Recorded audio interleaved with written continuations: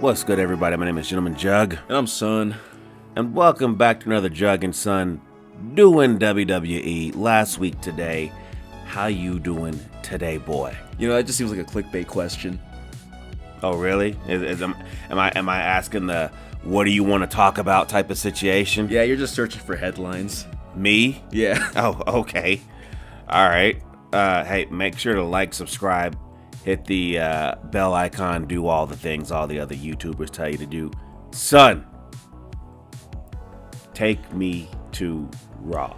So we start off with John Cena. Yeah, all right, he's here. He's here. The champ is here. He is the champ. And I love this entrance with like nothing on the screen. I mean, we saw it at WrestleMania when we was there, and I thought that was cool, and they still keep doing it. So I'm like, you know what? Keep doing it, because I love it. And then when he raises the title up, he's got like the best pyro. He's got better pyro than Cody Rhodes with this. Yeah, I mean, he's doing something I don't like, but I guess it fits for his character right now, where he's having the announcer come in and call him the best in the world, you know, like Shane McMahon did. And I mean, he's not wrong though, because he has won the most world titles currently. Yeah, I'll give it to him, but I still don't like that part. However, though, after that, yeah, he sat there and freaking ran a bunch of pyro with a straight face. It was funny. And it went on and on. It went on for like 30 seconds, right? It was awesome. It was great. I thought it was great. And then after, you know, having the announcer call him the best, he told them, I told you guys that I am now the last real champion. And he's like, Cody Rhodes was your guys' last chance. And then they booed him, and he said, you heartless bastards. He's like, you guys cheered for him to finish the story last year, and then you booed him at WrestleMania. And then he said, like, just because you guys cheered for me doesn't mean I'm gonna be on your side. That's not how this works. I mean, yeah, it is how this works, John. I paid my money. I'm going to have a say in what I boo and cheer for. Yeah, but I guess he was saying that because we cheered him doesn't mean that he's gonna like us again. I don't care if you like me. The idea is that I paid, so you need to dance. Right? I mean, am I wrong here? Look, I love the character, but you know, when he sits there and says things like that, I'm just like, yo, I put my money down. I went to the show. I bought the merchandise. Okay? If I want to boo who I want to boo, I will boo that person. And if other people join me, they paid their money, they get to boo them too. Right? Yeah, but it's part of the character. Yeah. So I love it. You know, I love it. And then I think what else did he say? Oh yeah, then he said that now that he said we're gonna count down days I have left. He's like, you guys think I have 30? I have 26 left. He said appearances, not matches. Yeah, this is just me just being here. And I said, like, well, you know what else is new? The last two world champions didn't wrestle very much. I mean, you're not lying about that. You're not lying at all. So it's not that different. You know, I mean, the champions are attractions now. Just gonna have to get used to it. Yeah, I mean, you know, we thought Roman Reigns was a one-off. We didn't know that. That's how the champions are going to be from now on. Yeah, you know, I mean, just because Cody Rhodes does the John Cena schedule does not mean that he's going to wrestle on Smackdown and Raw every week. He does the appearance schedule, not the actual wrestling part. Exactly. So then after that, you know, John's like, all right, guys, get your phones out. This is the last time you're going to see the champion here in Vegas. And then that's when Randy Orton shows up behind him. And I laughed at this part because John's like, shit! And then he gets RKO'd. It was dope. You know, like, look, I will agree that if it becomes John Cena's last match, what should have happened was that Randy Orton is the guy to give it to him. I didn't know it was going to happen this early, you know, because what if Randy Orton wins when they do fight? I mean, we don't know. No, we don't know. But I'll say one thing about this segment. I'm already more interested than I was in Cody's entire title reign. I don't know about that.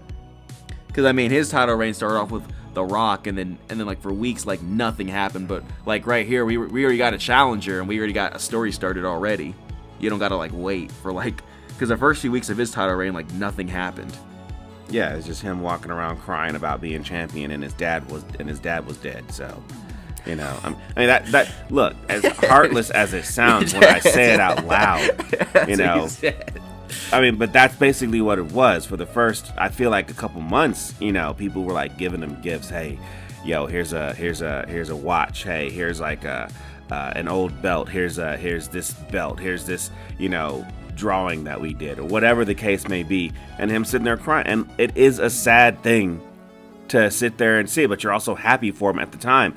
And for months it was that, but then again, remember, this was Cody's first WWE Championship win. Yeah. This is currently John Cena's 17th. So I remember when John Cena won his first one. I remember what they did for a long time, even up to the point where he got his new belt. You know, just, it was like basically the same thing. Yeah. I don't think it lasted for as long, but it was pretty much the same thing. Cody's felt like half a year. Yeah. But you know, I'm in the WWE title picture. I'm ready, you know. Okay. And then, you know, after winning the women's tag titles, Becky Lynch turned heel. So there you go. What was even the point of them changing title hands? I mean, basically, we told the Naomi story again. Because, I mean, they're going to, you know, who attacked Bayley? I mean, I had to have been the new tag partner, right? I could care less. This actually is disappointing, because I'm like, then why did we even change the title hands in the first just place? Lost at Mania, and then the next night Becky could have just attacked her and nothing would be different. Exactly. Now you freaking gave Liv and Raquel another championship added to their reign. And then they'll be like, well, now they're going to go to NXT. And I'm like, well, no, they're not losing to NXT. And they didn't. Nobody's going to believe that they're going to lose at NXT. So then Rusev's back. I know, yeah, right? I was like, all right, cool. Welcome back, man. Rusev Day. Now, you're under father age, so, I mean, if you get buried this time and be like, well, I guess they both don't like you. They just don't like you. So, here you go. And then, you know, I guess Io Sky's back, and she won her match. She said, I beat those two who called themselves the best, but I am the best. Well, yeah, because she has a championship belt, so. And then I think after she was getting attacked by people from NXT, that's when Rhea Ripley came out and said, I'm coming back for that. I'm like, I don't think you've stopped. I don't think you stopped coming back for it. You lost it, and you haven't stopped coming back for it. Undeserved, in my opinion. I mean, you know, every time I see this, I'm just reminded that Roman Reigns held his belt for 4 years and did not get one single rematch. After he lost. Nope, not one. But, like, Rhea Ripley has, like so many because she got mad. If she shows up next week and says, I'm getting my title shot, I think I'm just gonna stop with that title picture right there. I'm just gonna stop. I'm not gonna care. I'm only in the title picture because of Io.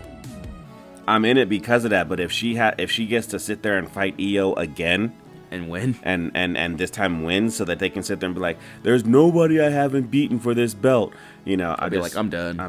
I don't care, Rhea. Look, I like you. I do. I really like her, but she's starting to freaking trend towards Charlotte and Becky. No.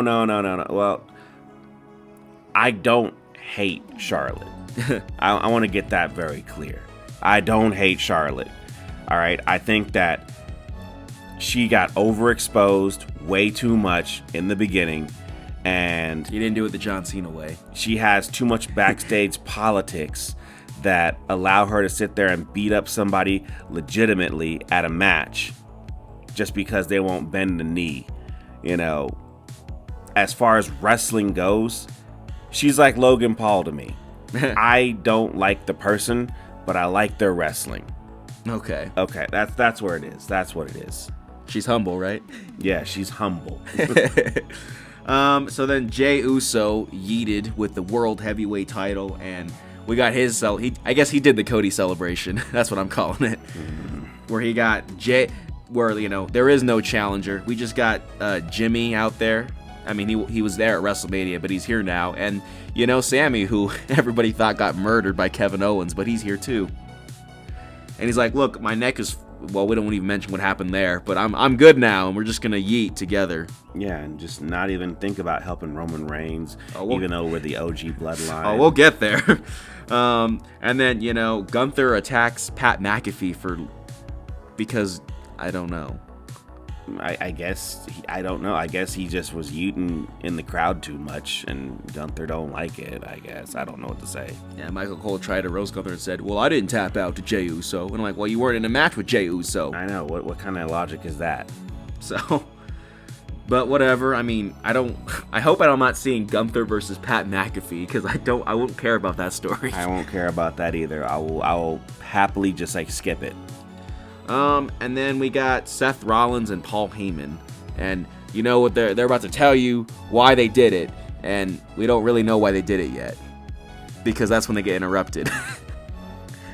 That just makes me feel like you haven't written the story. Like I said about that match. You wrote a moment, but you haven't written the story. It's like the moment's good, but if the follow-up's not good, then it's just a moment. Like, okay, Dominic Mysterio, last year before, got all kinds of freaking heat when he turned against his dad, Rey Mysterio. It got to the point where it was so bad because they kept booing it, because the story that they had for him turning and joining the Judgment Day ended up being a great freaking story. Yeah. And they knew what they were going to do from day one, in my opinion. That's why it worked. That's why this worked. Okay. However, this right here with Seth Rollins, and Paul Heyman, it just feels like they don't have story written for this yet. So that's why when they're about to talk, they have to have someone interrupt them. Exactly. And that was CM Punk. Yeah, I mean, look, and I understand that CM Punk deserves to sit there and get mad, but come on, you guys. Let them tell us something. Something. Give us a reason on why they did this. I mean, look, when John Cena did his thing, Cody Rhodes let him talk for like 20 minutes before he went out there. Yeah. But now what? Now we got to sit there and wait until next Monday to figure out exactly what they did and why they did it. And they probably won't tell anything yet. They probably won't say nothing except probably just add more members to this new group that apparently they're doing, which now includes Braun Breaker. Exactly. And then, Roman Reigns is here, which I'm like, wow, Roman Reigns the day after WrestleMania with his current schedule? That's crazy. Well, I mean, boy, the match is in Las Vegas. They didn't leave. They're there for the weekend. So that didn't work. That didn't work last year, though.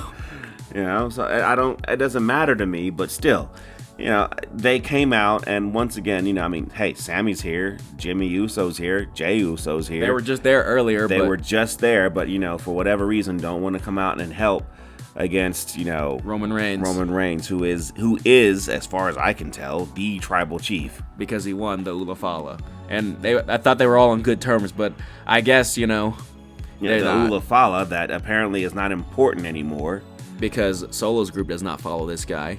And Solo doesn't even get followed by his own people, so it's like the Bloodline story is basically just forget about it. Completely forget about it. We don't even care about it anymore. You're the tribal chief of nobody. Yeah, even lost your wise man. Yeah. And that wise man got knocked down by a Superman punch like a couple years ago, and like he was down for till the end of the show, but here he got knocked down, he got right back up. Yeah, like it's no big deal. That's fine. It's just Roman Reigns. Just Roman Reigns. He's not important at all. But that's it for Raw. Take me to Smackdown, son. So we started off with John Cena. He's back. I'm like, okay, this is the John Cena schedule. Yeah. I mean, well, he did say he only had like a few dates. So. Yeah, there you go. So he's here, and he's gonna just do all of them really quickly. No, what he should do is he should just use up all his dates on this one feud, and then not show up for the rest of the year until like the final day. Even though we've already gotten ads saying that he's gonna be in Perth. Yeah. And that's like a couple months out. So that's his last match or something. I don't know. We have no idea. So he's here, and then with his entrance, I love his entrance. And then we got Randy Orton, and I feel like Randy Orton's finally going to talk to Cena. And the first thing he says is that, Cena, we're living in a crazy world where you're the bad guy and I'm the good guy. So that means that you knew you were the bad guy then. That doesn't make any sense to me. The good guy is inherently good because of their virtue, whereas the bad guy inherently thinks they are the good guy. So he thought he was the bad guy then. That's what he said. That's what he said. So that makes it even worse You know, because then he was doing all this stuff, the sadistic stuff. And he's like, yeah, I knew it. Just because he was like, well, I am bad, so, you know. So, like, that means when that whole time he's going after Edge and he's like, I'm doing this to save your daughters and your kids. And I'm like, no, you were the bad. He was the bad guy. So, whatever. But it's okay. He's the good guy now. He's some sort of Suicide Squad. He's just, don't forget, I was the bad guy. Don't forget, we're supposed to be the bad guy. But I'm not the bad, I'm the good guy. So. So he's here, and then the first thing he tells Cena is like, you know, you're not yourself. You know what you need? You need some kids, bro. Shut up, Randy. You shut your mouth. That's what he said. Shut your mouth. Okay, that is a dumb thing. And then John Cena, you know, rightfully said that, are you kidding me? Yeah, he's right on that one. He's like, yeah, I need some kids? Like, what? He's like, I don't need kids. I've been raising all these kids in the audience for 25 years. So when you sat there and freaking kicked somebody in the head, Randy, you know, all that sat there and changed your whole outlook was you had kids. I mean, did you not have kids when like you did the concerto to Edge? You didn't have kids, or you didn't have kids then, right? You didn't have kids when you went in the Legends Lounge with like night goggles on and beat everybody senseless with a chair. He had kids. That's why he changed his whole entire tune. They finally spoke to him. Besides the voices, right? They counseled him. I can't understand that argument right there. I immediately like, you had kids? That's stupid. John Cena roast this man. At that, and he's like, yeah, I've been raising all those kids for 25 years. And then he starts roasting people in the crowd. He's like, yeah, that's right, kid. I raised you. Your dad's a loser. Mm-hmm. And then the kid flips him off, is what he said. He's like, yeah, very classy. Hey, well, you know what? That's fine. I mean, do crowd work, whatever. I just don't like the reasoning for why Randy wants to do this. So if you want to go for the title, then go for the title. Fine. But this? And then John says, okay, whatever. He says, so just so you know, I'm the last real champion, and that means that when I leave, your whole family's history gets erased. Nah, that's not how it works at all.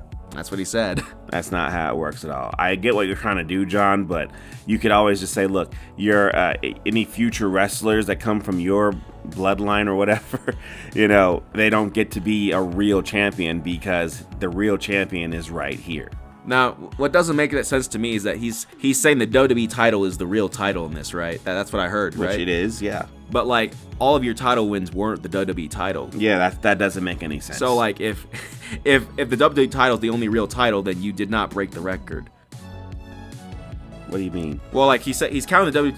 That means he's not 17-time world champion. He's just like how many times he's ever held the WWE title. Oh, I see what you're saying. I follow. If that's the case, then he's really like a 13-time champion or something. Yeah. You know. Okay. Well, all right. Much like, that one doesn't work. That doesn't work now. Yeah, I follow. Okay. But I guess they're gonna. Randy says, well, you know what? Why don't you fight me tonight? And he says, I'm not gonna fight here. We'll fight in your hometown because that's where Backlash is. And then you said during the show that why does John need to do this? He's the last real champion. He doesn't have anything to prove to anybody. Yeah, he's the last one. Who cares? But he has to wrestle because I mean, if he doesn't wrestle, then he's still the last real champion. He said he was going to take his ball and go home. So therefore, he doesn't have to do this. So basically, Father H didn't write the story correctly. Okay. It's like you gotta write. You had a good idea, but you're writing the story all wrong. In all honesty, they should just, death of Superman and just stop having John Cena show up. I mean, I thought what he should have done was just not show up. Yeah, that's what I just said. Yeah. Was the way I said it not... It's not good enough. It's not good enough for you. It's not good enough. I want to say it too. And then John Cena attacks Randy because, Randy falls for the trick where I threw the belt at him, so I'm going to catch the belt and then get hit in the face. The classics. And then, I guess John Cena just can't win any brawl in this heel run because then he got RKO'd again. And I'm like, brawls are not supposed to be won by the freaking faces or heels. They're supposed to be won by the face unless the heel is going to do something really bad. Like, I don't know, like how JBL hung Chris Jericho with a mic cord and he was off his feet, like that's something, or just beat him until the people stop coming, which is now happening a lot these days. So, so I don't know. I mean, it just seems like he's like, is he? So that means the one time he does win a brawl, that guy's gonna beat him. Probably. That's probably gonna be the one. We need to be on the lookout. Yeah. And then we had LA Knight and Drew McIntyre. I kind of liked their promo. Yeah, I guess. How did Drew McIntyre show up back in the mid card? How did this happen? Okay, well, because in his reasoning, there's no real champions around here, you know, except for Jacob. So, you know, John Cena, 17-time world champion, not a real champion. Jey Uso, the guy who beat Gunther, a guy that I couldn't beat, not a real champion. But Jacob, real champion. You can go on to the next thing. So that just ends with Jacob, you know, murdering everybody, and that's it. Yeah. And then Aleister Black is back. Yeah, it's cool. I guess he's gonna have a feud with The Miz, whatever. So, you know, he's a Triple H guy, and we'll see what happens. We'll see what happens, I guess. And then we got to see R-Truth with John Cena. Yeah, I don't care. And then let's see. Then we had the tag match with the Street Profits at the end, which I saw this match and I was like, it was good, and this probably should have been at WrestleMania instead of what we'll speak with the women's tag match. Sounds like that to me. But, you know, but here it is. You know, I'm like, this could have easily been on WrestleMania. But, you know, we'll put it on the Smackdown because we got to have the women's tag titles in there. And we got to have the Raw tag titles in there, even though we didn't build up any of those belts. Becky Lynch, you could have showed up on Monday Night Raw. I mean, you could have showed up there. Yeah, we didn't have to kick Bayley out, but we did. Well, son, we had some laughs. I got nothing else. I mean, this wasn't a terrible week of wrestling. It really wasn't. I mean, we were at WrestleMania, so I guess there's that. But, you know, we'll see how it goes for the future. Yeah. Yeah, so, hey, look, like, subscribe, hit the bell icon, do all the things all the other YouTubers tell you to do. Check us out on Instagram. Check us out on the X. I guess I'm still doing stuff there. Blue Sky, I'm on there as well. I'm not on there as much as I am on Instagram, but whatever. And YouTube, hey, we're still playing games, all right? And tune in next time because the next one will be available when it's ready.